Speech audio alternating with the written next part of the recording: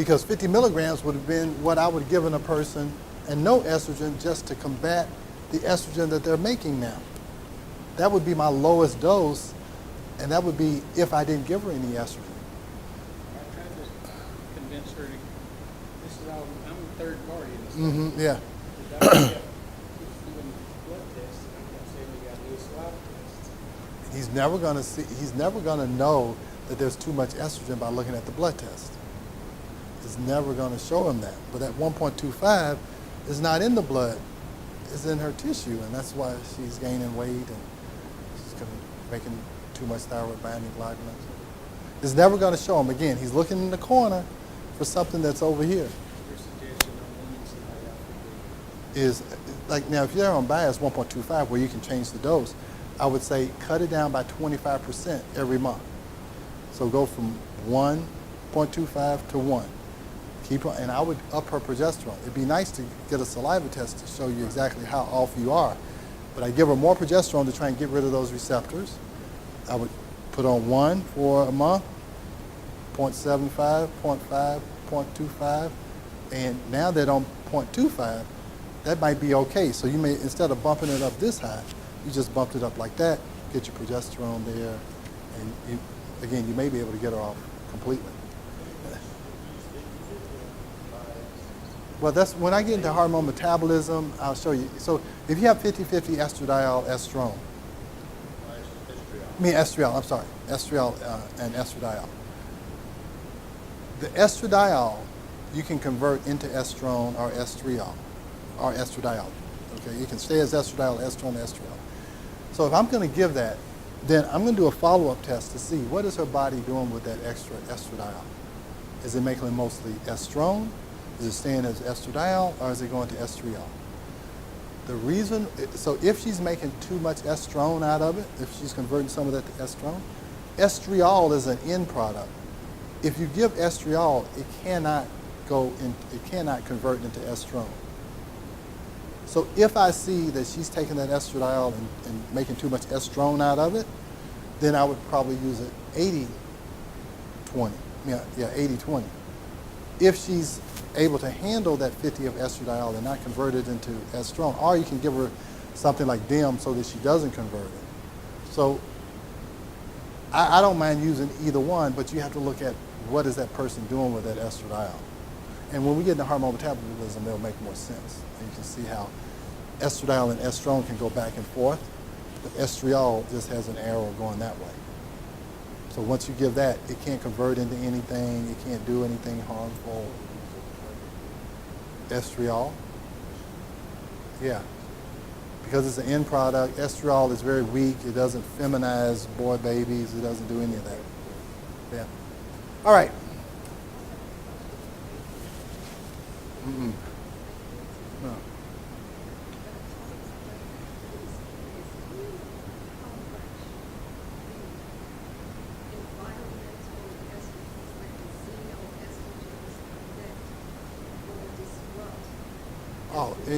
Oh, no doubt about it. Yeah, xenoestrogens are big.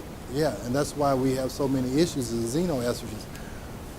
The best way to combat those, because it's almost impossible not to be exposed to them, is you try and take weak estrogens, and I'll talk about this, flax, even estriol or whatever, weak estrogens to bind the estrogen receptors so that the stronger estrogens don't. That's how tamoxifen works. Tamoxifen is a weak estrogen, and the goal is to bind the estrogen receptors with this weak estrogen so that stronger estrogens aren't binding to the receptor and causing enhanced proliferation.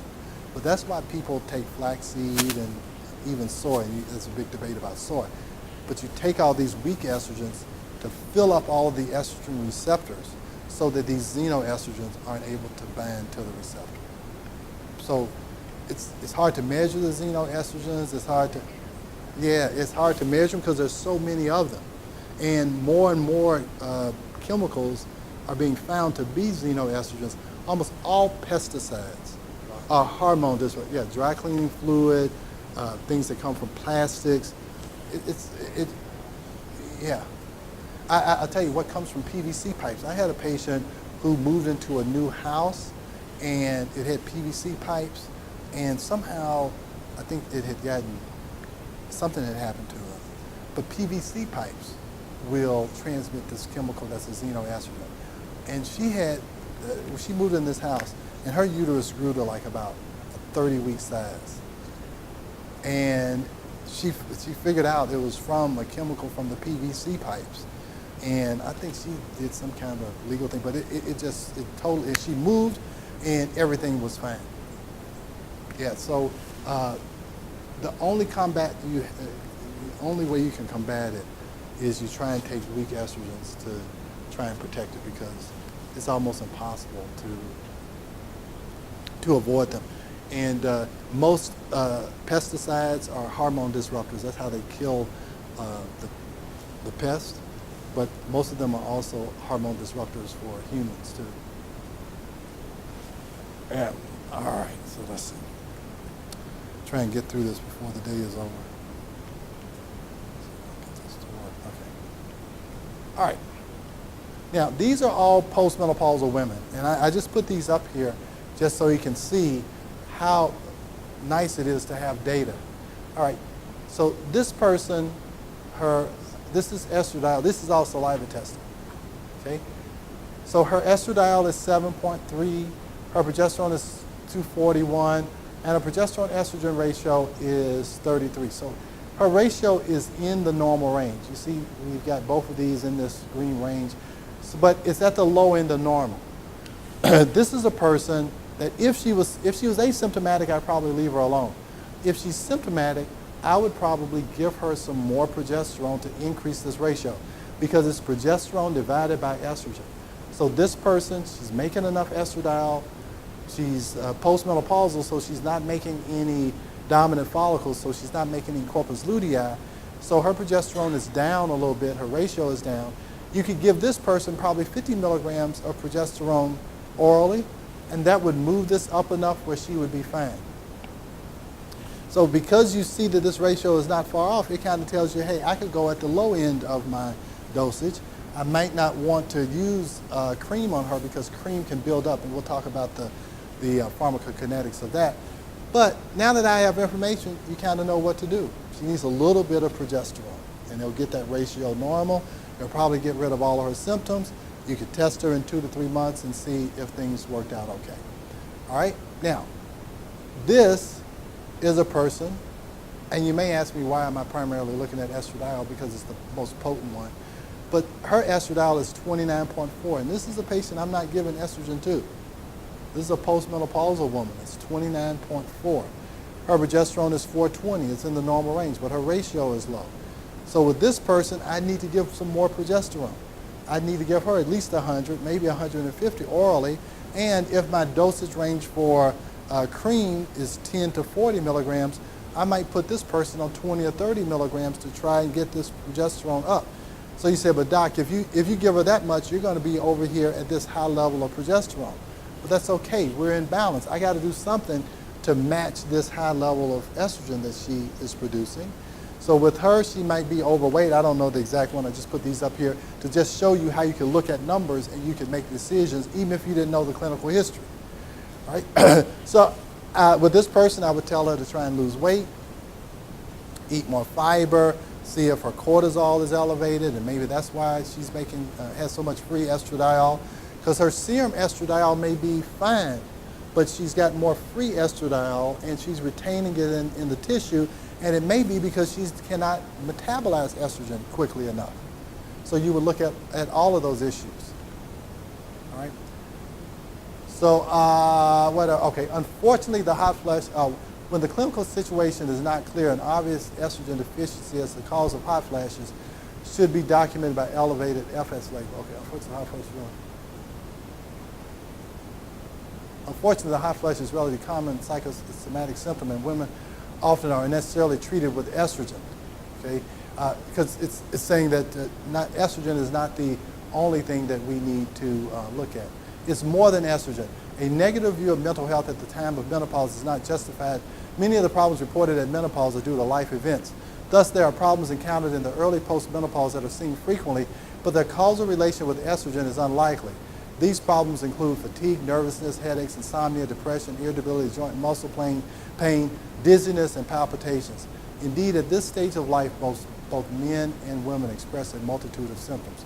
And what I'm trying to get across here is that we're going to talk about stress later on today and probably tomorrow. But when these patients come in with problems and estrogen is not working for them, the solution is usually not giving them more estrogen. A lot of times we try and do more of the same even when the initial treatment is not working. There are a lot of things that are involved during this time of life. Not enough estrogen is not necessarily the only issue that you should look at. It's progesterone, it's cortisol, how well does that gut work? And again, we'll get into some of that tomorrow. This is what I was looking for. This is on page 696.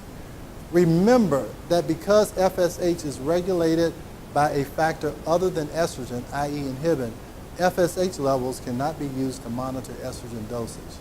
So again, we cannot use FSH, we cannot use serum estradiols. The best way I know how to monitor estrogen dosage is by looking at the balance of the actions of the hormones with their respective receptors and looking at it where the action is. Fear and intimidation. Why don't people do this? Why don't people use salivary testing? Why don't people use science and physiology to help them guide clinical decision making? Well, this is on page 715 of Spiro. It is inappropriate to inform a patient that when she uses preparations lacking in data regarding safety and efficacy, she is experimenting with her own body. Of course, every patient has the right to do so, but we have the obligation to provide this admonishment. An impressive number of patients will appreciate this advice and conclude that they would rather not be the subject of experimentation. Now, I feel like all of those committee opinions that NAMS was coming up with, that was really experimentation. They were telling people that it helps with cardiovascular disease without having data regarding safety and efficacy. They had no data to say that it was efficacious to prevent cardiovascular disease, but they were really experimenting with Premarin because nobody really knew what horse urine was going to do when you give it to a patient.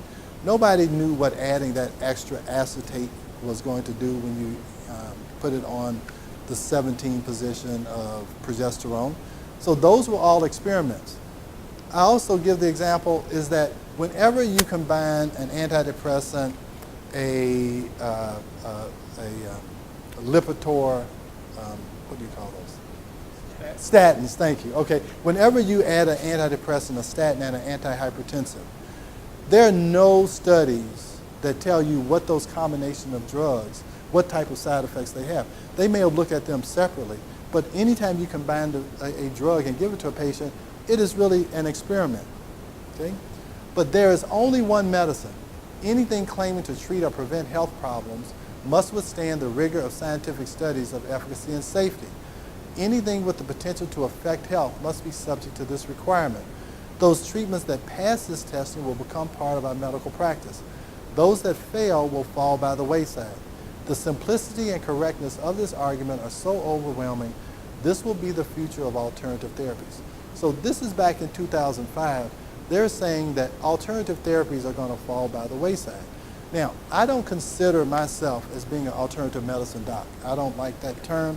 I consider myself being a functional medicine doc or just a doctor, because doctors should be following science and physiology. Everything I've said today, I've shown you pathways, I've shown you physiology, I've shown you that FSH is associated with inhibin, is not associated with estrogen. Even though we have been taught all of this, it has nothing to do with science and physiology. So I feel like alternative medicine is what I used to practice, because I practice based on opinions of expert committee reports that are the least amount of evidence. I was practicing based on theories. You don't need progesterone if you don't have a uterus. That was totally wrong. I was looking at FSH to look at who needed estradiol. That was totally wrong. To me, that was alternative therapies, and that those therapies are going to fall by the wayside. The reason why you guys are here, or why this is becoming popular, is because baby boomer women are not accepting what we are selling, had been selling. They don't want to be an experimentation. They don't want the Premarin and Provera. They've seen their parents take all these medications and they slowly deteriorate until they die. That's what happened with my parents. And most people in this baby boomer generation and these millennials, even my daughter, who's 19 to 20, health is cool now. She was telling me about my products, how they needed to be trendy and that these girls are into health. So it's not going to, people aren't accepting, hey, I'll do whatever I want and I'll take a drug and it's going to fix it. That didn't help the generation before us. It's not helping this generation. And this new generation is not going to accept it. So I don't think that I practice alternative medicine. I think that I practice this only one medicine that we're talking about. And because people are intimidated, the status quo is intimidated. There's a lot of opposition to what we're trying to do, but I think right always wins out over might. All right, let's look at this. So this, again, looking at medicine like this, whatever the patient wants to do, I don't think is the proper way to do it. So now the problem is the standard of care. This is a lot of the intimidation also. What are most reasonable physicians doing in your area? It's really a caterpillar line. If everybody else is giving the Premarin and Provera, then it's okay to do it. But that's really caterpillar thinking, and all of this about you don't need progesterone if you don't have a uterus. It does not mention science or physiology. What is the standard of care determined by? If it's not determined by science and physiology, it's primarily determined by the media. That's why the pharmaceutical companies spend so much time advertising, is because they know if they can get the patient to come in and ask for a certain medication, and they can get enough people to ask for that medication and enough doctors prescribe it, that's enough for it to become the standard of care. You don't necessarily have to prove that it's efficacious. If most doctors in your area are ordering something, then it becomes the standard of care. Insurance reimbursement. If you can get on a formulary, you're going to get more doctors to prescribe that drug, and if the most reasonable physicians in your area are prescribing that drug, then it can become the standard of care. Drug patent. How long is the drug patent there for? We use birth control pills every 7 years. The birth control pills would run out of patent, and they would tell us how awful orthonovum was and how great orthonovum 777 was. And then after orthonovum 777 ran out of patent, then they start telling us how great this other drug is. So every time the drug patent runs out, then they try and get most reasonable physicians to start ordering some other drug, no matter how efficacious it is or how expensive it is. And if you can get enough people to do it, it becomes standard of care. Number of studies. They always talk about, oh, there's no studies in this, and we have all these studies. And even if the studies are negative, they still show how many studies that they have trying to get it to become the standard of care. Number of drug representative visits. What do they do when they get a new drug and they're trying to get people to order? They come to your office more often with more chicken and, chicken dinners and pens, exactly. And CME sponsorship. Who's sponsoring the CME determines what's going to get presented. I'm not going to be invited to a Premarin-sponsored program because they're going to sponsor people who are going to promote that drug. So all of that determines the standard of care. Good is the enemy of great. The reason why we don't have a lot of great doctors is because we have a lot of good doctors. This is a book by Jim Collins. It talks about, it's a business book talking about good companies and great companies. And what happens is, when I'm talking about great doctors, is that I used to follow the standard of care. And the standard of care is what most people are doing. And if you are a company and you're doing what most companies are doing, then you're going to be considered a good company. Great companies do things that are out of ordinary. Google and Facebook, they do things in an innovative way that nobody else is doing. But they say if you want to be able to mimic something, if you want to be great, you have to look and see what somebody else is doing who's doing great things, and you just mimic it. They say success has a pattern to it. And so if you follow that pattern, that's what you'll get. Now, when I was following standard of care, that's what everybody else is doing, and no one actually excels if you're doing what's common. People who excel do things that are uncommon. So physiology, I figured out, was great. Okay? Because if you follow physiology, good things happen, great things happen. When I was doing the standard of care, giving birth control pills, giving hormone replacement and antidepressants, patients would say, I'm a good doctor, but doc, you know, I really went to the chiropractor and he told me about this, and I went to the GNC, and I'm not using anything that you told me to do, but you're a good doctor. Now, when I started following physiology, doing salivary testing, helping the physiology to work correctly, then patients started to say that great things were happening. And so I wasn't a great doctor. I just started following great physiology. Okay? And if you follow something that works great, because physiology is very amazing, then all of a sudden you can become a great doctor. And that's what was happening. I had a guy came in the other day saying that he was going to give me a Christmas card because his wife is feeling so much better, and all we did was help physiology to work better. So the reason why you don't have a lot of great doctors is because you have a lot of good doctors, and good is the enemy of great. When good doctors see doctors doing things that are great, instead of them trying to do what you're doing, what they usually try and do is destroy the image of the great doctor. And they begin to call the state board. They begin to call the state board. They begin, not because you're doing something that's hurting patients, but because you're usually taking money out of their pocket.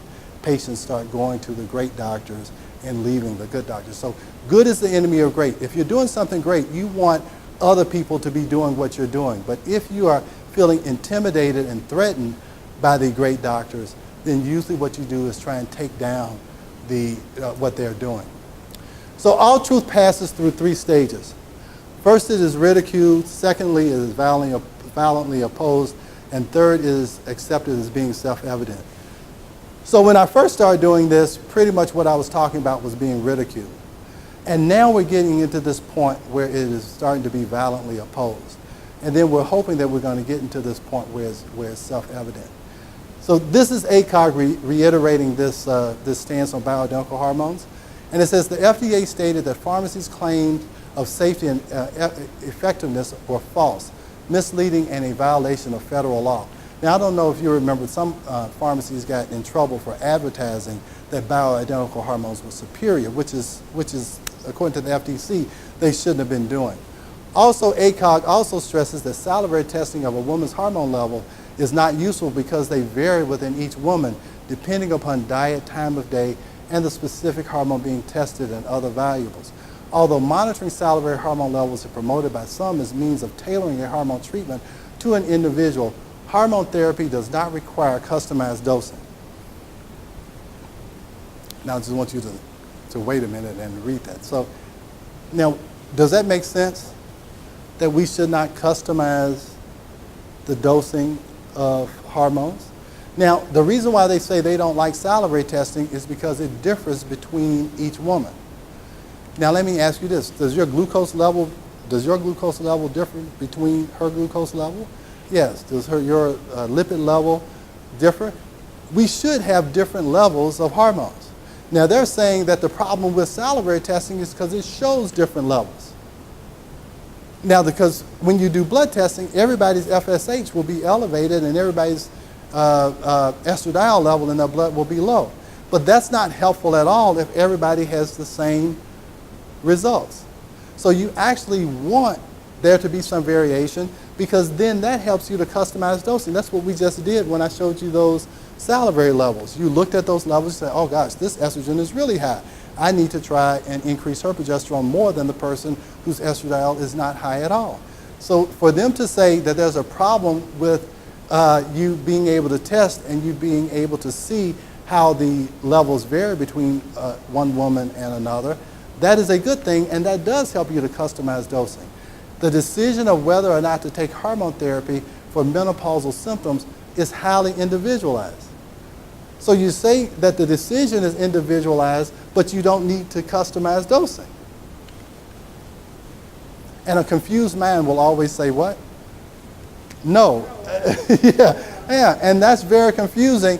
It should be individualized, but you shouldn't customize it, and you shouldn't use a test that shows you individual readings because that means it's invalid, but you still should have you should individualize who gets it. Committee opinions are usually biased. This is a great book on the take and how drug companies deceive us. Both of these, this person was the previous editor of the New England Journal of Medicine, and this guy, he was the editor of JAMA, I think. And both of them quit their positions because they saw how biased the editorial committees were to decide what gets published. And they saw how it was actually endangering our health. These are great books to read so you don't think I'm a conspiracy theorist. Is that people in high levels are understanding that healthcare is very biased and opinions of healthcare are very biased. Now, this was a report a decade after the Women's Health Initiative. The experts do agree.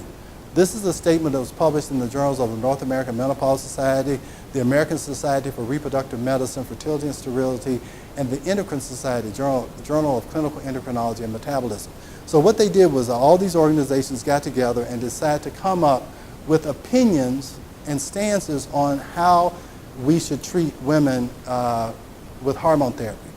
So in July 9, 2002, the first report of the Women's Health Initiative, the largest and longest trial of postmenopausal women using hormone therapy. Debate ensued with the one consistent theme: even the experts don't agree. So this statement of agreement on the use of hormone therapy for symptomatic menopausal women was published on the 10-year anniversary of the first report of the Women's Health Initiative. Well, this is 2012. So who formed this opinion? Their solidarity statement was prepared by the North American Menopause Society, the American Society for Reproductive Medicine, and 12 other leading organizations. So all these people got together and said, we're going to come up with a report and an opinion, and once and for all try and give you guidance on how to treat people with hormone replacement therapy. So two important concepts: hormone therapy for treatment of menopausal symptoms and hormone treatment for the prevention of chronic diseases. 5 major points of agreement. Hormone therapy is an acceptable option for treating moderate to severe menopausal symptoms in relatively young, up to age 59 or within 10 years of menopause of healthy women. Now you remember early on, one of the first studies I showed you is that treating them younger is probably more dangerous than treating them when they're older. And why is that? Because the younger they are, the more likely they are to have elevated FSHs and elevated estradiol levels, those perimenopausal women. So you don't want to give them more estrogen. Individualization is the key in the decision to use hormone therapy. Well, how are you going to individualize them? The preferred treatments are low doses of vaginal estrogen. Now, I don't know where they got that from, and they don't give you any references to tell you that. Women who still have a uterus need to take progestogens. Now, this is 2012, along with estrogen to prevent cancer. Women who have had their uteruses removed can take estrogen alone. Now, these experts agree on this, but we know that science and physiology tells us that that's not true.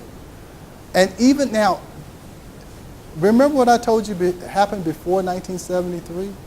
Is that they found out that people who took unopposed estrogen had a 14-time increased risk of breast cancer. So we've already done this. We've already given unopposed estrogen. And we know that it increases breast cancer. And they're telling us to do it all over again. People who don't remember history are bound to repeat it, and that's what we're going to do. It may take us another 14 years, and we'll do another study, and we'll see that this recommendation of giving people who don't have a uterus unopposed estrogen is going to lead to the same result that it did in the 60s and 70s. Both estrogen therapy and estrogen with progestogen therapy increases the risk of blood clots in the legs and lungs. And it's primarily estrogen by itself. Progestogens, Provera, can increase blood clots, but progesterone does not increase clotting factors. Although the risk of blood clots and strokes increase with either type of hormone therapy, the risk is rare in the 50 to 59-year-old age group. Now, this is what I always say. A hot flash has never killed a patient, but a stroke and a blood clot has killed the patient. So to say that the risk is rare, why should you take any risk giving them estrogen and progesterone, especially when you don't know they need it, when what you're treating is not fatal. Now, I know women are uncomfortable with hot flashes, but you need to find a treatment that has the least amount of risk. Okay? An increased risk of breast cancer is seen in 3 to 5 years of continuous estrogen progestin therapy. The risk decreases after the hormone treatment is stopped. And again, why do you want to increase that risk at all when you can do other things? Just test them, give them the progesterone. You don't have to worry about increased risk of breast cancer at all. Compounded hormone therapy is not FDA approved. Recommendations may be modified over time because research is ongoing. So they really don't like this. I'll show you this in just a minute, that compounded hormone therapy. Now, even though they have bioidentical hormones, which Climera and Vivel is and Prometrium is, but they really have an issue with the compounding pharmacies primarily because it goes against their funding companies, the pharmaceutical industry. It's really not that compounded hormone therapy has ever been shown to hurt anybody if you do it correctly.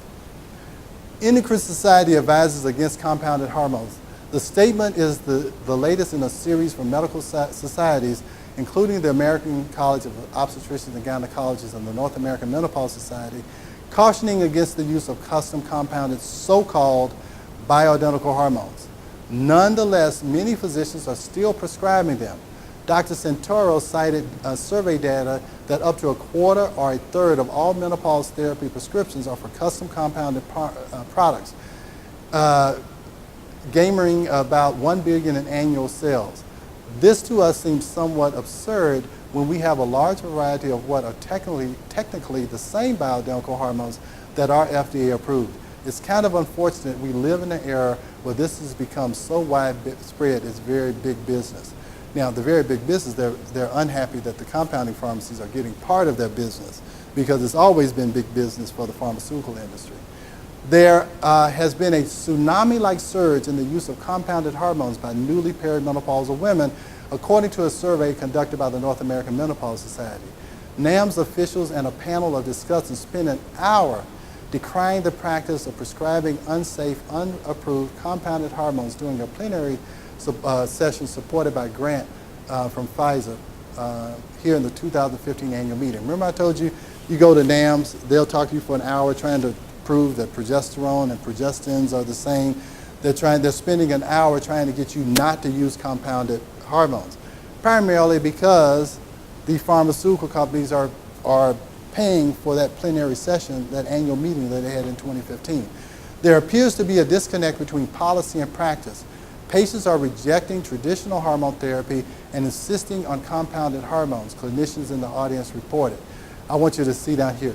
Even good doctors are capitulating and signing these prescriptions. What are good doctors? Good doctors who follow the standard of care, not these tree hugger, alternative medicine doctors. Even these regular doctors are prescribing these compounded hormones. And that's what they're really afraid of.